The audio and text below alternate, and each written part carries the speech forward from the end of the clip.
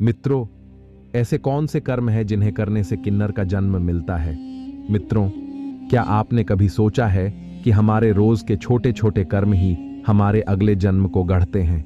हम हंसते हैं, खिल्ली उड़ाते हैं, कभी कभी धर्म को भूल जाते हैं और यह सोचते हैं कि इसका कोई फल नहीं होगा। लेकिन शास्त्र कहते हैं, जो जैसा करता है वैसा ही भोगता है। आज की कथा आपको एक ऐसे रहस्य से परिचित कराएगी जिसे सुनने के बाद आप अपने कर्मों पर अवश्य चिंतन करेंगे। यह केवल कथा नहीं बल्कि चेतावनी है। यह कहानी है प्राचीन अंबिका नगरी की। नगरी चारों ओर से हरे भरे पर्वतों और नदियों से घिरी थी। यहाँ के राजा वीरेंद्र सिंह न्यायप्रिय और दानी थे। उनकी प्रजा उन्हें पिता समान मानती थी। राजा की एक ही संतान थी, राजकुमारी अद्विका। अद्विका बचपन से ही अनोखी थी। वह महल की अन्य कन्याओं की तरह श्रृंगार और नृत्य में नहीं, बल्कि उसका मन युद्ध कला और घुड़सवारी में लगा रहता था। वह तलवारबाजी, धनुर्विद्या और रणनीति में इतनी दक्ष थी कि सैनिक भी उसे छोटा सेनापति कहते। अद्विका अक्सर कहती, मैं न स्त्री हूं न पुरुष, मैं केवल एक योद्धा हूं, मुझे किसी नियम की बेड़ियां बांध नहीं सकती। प्रजा उसकी वीरता की प्रशंसा करती थी, परंतु उसके शब्दों में धीरे धीरे अहंकार घुलने लगा। उसका विश्वास था कि दुनिया की कोई शक्ति उसे झुका नहीं सकती। राजा वीरेंद्र सिंह उसे समझाते, बेटी, शौर्य अच्छा है, परंतु विनम्रता के बिना वह विष बन जाता है।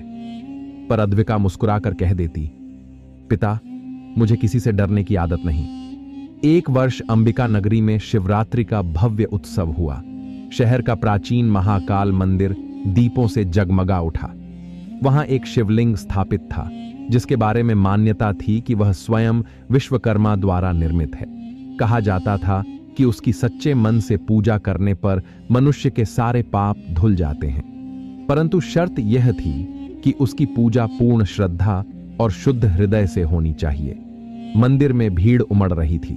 पुजारी बार बार सबको सावधान कर रहे थे, किसी भी साधारण व्यक्ति को अभी शिवलिंग स्पर्श करने की अनुमति नहीं है। यह विशेष अनुष्ठान का समय है। अद्विका अपने सखियों के साथ वहां पहुंची। भीड़ ने उसे देखा और आदर से झुक गई, पर पुजारी ने उसे भी रोका। पुजारी बोला, राजकुमारी, यह समय अत्यंत पवित्र है, कृपया शिवलिंग को स्पर्श न करें। अद्विका ठाका मारकर हंसी, क्या यह पत्थर मुझे रोकेगा? मैं अद्विका हूं, मेरी इच्छा से बड़ा कोई नियम नहीं। और उसने जानबूझकर शिवलिंग पर जल चढ़ा दिया, वह भी बिना श्रद्धा, केवल अपनी श्रेष्ठता दिखाने के लिए। जैसे ही जल शिवलिंग पर पड़ा, मंदिर में गहरा सन्नाटा छा गया। दीपक की लौ कांपने लगी।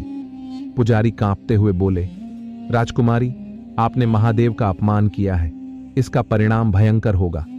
अद्विका ने हंसते हुए कहा, देवता मनुष्यों की तरह रूठते नहीं, यह सब अंधविश्वास है। परंतु उसी रात उसे एक भयानक स्वप्न आया। स्वप्न में आकाश फट गया। वज्र सी गड़गड़ाहट के बीच भगवान शिव प्रकट हुए। उनकी गंभीर वाणी गूंजी, अद्विका, तुम्हारा अहंकार तुम्हें ले डूबेगा। तुमने मेरी शक्ति को ललकारा है। अगले जन्म में तुम वह जीवन जियोगी जिसे तुम कभी स्वीकार नहीं कर सकती। अद्विका घबराकर नींद से जाग उठी। उसका शरीर पसीने से भीग गया था। उसे चारों ओर शिवलिंग दिखाई देने लगे। वह सखियों से कहती, मैं श्रापित हूं, महादेव ने मुझे शाप दिया है। सखियों ने हंसकर कहा, राजकुमारी, यह केवल सपना है। लेकिन अद्विका के भीतर भय और बेचैनी घर कर चुकी थी। एक दिन वह शिकार के बहाने वन में गई। वहां उसे एक वृद्ध तपस्वी मिले। उनकी आंखों में तेज था और वे निरंतर ओम नमः शिवाय का जाप कर रहे थे। अद्विका उनके चरणों में बैठ गई और बोली, महाराज, कृपा कर मेरी सहायता करें, मैं एक भयानक स्वप्न से ग्रसित हूं। तपस्वी ने ध्यान लगाया और बोले, राजकुमारी, यह कोई साधारण स्वप्न नहीं, यह शिव का श्राप है। तुमने पवित्रता का अपमान किया है। अद्विका ने कांपते हुए पूछा, महाराज, यह श्राप क्या है? तपस्वी ने गहरी सांस ली और कहा, तुम्हें अगले जन्म में वह जीवन मिलेगा जो न स्त्री है न पुरुष, वह जीवन जो समाज की नजरों में अलग है, किन्नर का जीवन। अद्विका की आंखों से आंसू बह निकले। क्या इस श्राप से मुक्ति नहीं मिल सकती? तपस्वी बोले, एक ही उपाय है, तुम्हें हिमालय की यात्रा करनी होगी और कैलाश पर्वत पर कठोर तपस्या करनी होगी। केवल शिव का आशीर्वाद ही तुम्हें बचा सकता है। यह सुनकर अद्विका ने प्रण लिया, मैं प्रायश्चित करूंगी, चाहे प्राण ही क्यों न चले जाएं। और इसी के साथ उसने अपनी जीवन यात्रा बदल दी। राजकुमारी अद्विका ने जब तपस्वी से यह सुना कि उसका प्रायश्चित केवल कैलाश पर्वत पर ही संभव है, तो उसने उसी क्षण महल, वैभव और आराम का त्याग कर दिया। राजा वीरेंद्र सिंह ने उसे समझाया, बेटी, यह मार्ग अत्यंत कठिन है। यहां से कैलाश तक हजारों कोस का सफर है, जहां बर्फीले तूफान, भूखे भेड़िए और मृत्यु जैसे खतरे हैं। लेकिन अद्विका ने दृढ़ स्वर में कहा, पिता, मेरे लिए राज सिंहासन से बड़ा मेरा आत्मा का उद्धार है। यदि प्रायश्चित ही मुझे श्राप से मुक्त कर सकता है, तो मैं मृत्यु से भी नहीं डरूंगी। अद्विका ने साधारण वस्त्र धारण किए और कुछ जल व सूखा अनाज लेकर निकल पड़ी। रास्ते में उसे अनेक परीक्षाएं मिली। कभी बर्फीला तूफान उसके प्राण ले लेने को दौड़ पड़ता, कभी भूखे भेड़िए उसकी ओर आंखें गड़ाए खड़े रहते, कभी खतरनाक खाइयां उसके साहस की परीक्षा लेती। वह सोचती, क्या यह मेरी ताकत की परख है या अहंकार की अंतिम देन? धीरे धीरे उसके भीतर बदलाव आने लगा। पहले जो अद्विका गर्व से कहती थी कि मुझे कोई नियम नहीं बांध सकता, वही अब हर संकट में भगवान शिव का नाम जपने लगी। ओम नमः शिवाय, ओम नमः शिवाय। कई बार अद्विका भूख प्यास से बेहोश होकर गिर जाती।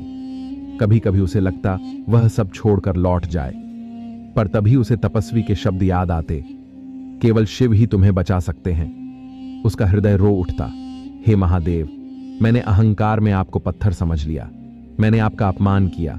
यदि आप चाहें तो मेरी आत्मा को शांति दें। यह पश्चाताप उसके भीतर तपस्या का ईंधन बन गया। अंततः महीनों की यात्रा के बाद वह कैलाश पर्वत के चरणों में पहुंची। वहां हिमालय की शांति और बर्फ से ढकी चोटियां थीं। वातावरण में केवल मंत्रों की गूंज और गंगा की निर्मल ध्वनि थी।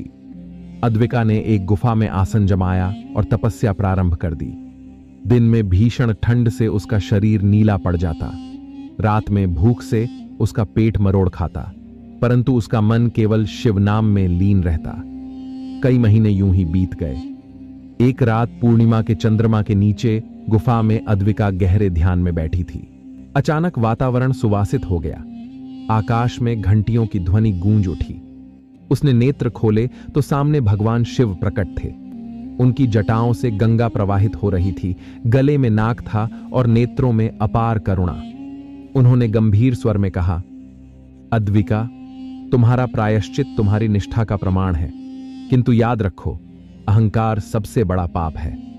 अद्विका ने रोते हुए कहा, भोलेनाथ, मुझे क्षमा कर दीजिए, मैं अपनी भूल मानती हूं। मैंने आपको पत्थर समझकर अपमान किया, मैं आपके चरणों में शरण लेती हूं। भगवान शिव बोले, अद्विका, पाप का फल भोगे बिना कोई जीव मुक्त नहीं होता। तुम्हारा पाप बड़ा था क्योंकि उसमें अहंकार था। अगले जन्म में तुम्हें किन्नर का जीवन मिलेगा। यह दंड नहीं, बल्कि एक शिक्षा है। तुम समझोगी कि जीवन का हर रूप मूल्यवान है, चाहे समाज उसे जैसा भी देखे। तुम वह सीख प्राप्त करोगी कि बिना सम्मान और करुणा के कोई समाज पूर्ण नहीं। अद्विका ने सिर झुका दिया। प्रभु, यदि यही आपकी इच्छा है तो मैं उसे स्वीकार करती हूं, परंतु मुझे आशीर्वाद दें कि उस जीवन में भी मैं आपके नाम का स्मरण कर सकूं। भगवान शिव ने मुस्कुराते हुए वरदान दिया, जिस दिन कोई किन्नर सच्चे मन से मेरा नाम लेगा, उस दिन उसके पाप क्षमा हो जाएंगे और उसे मोक्ष का मार्ग मिलेगा। इसके बाद शिव अदृश्य हो गए। बिना स्नान भोजन करना, पवित्रता की अनदेखी करना।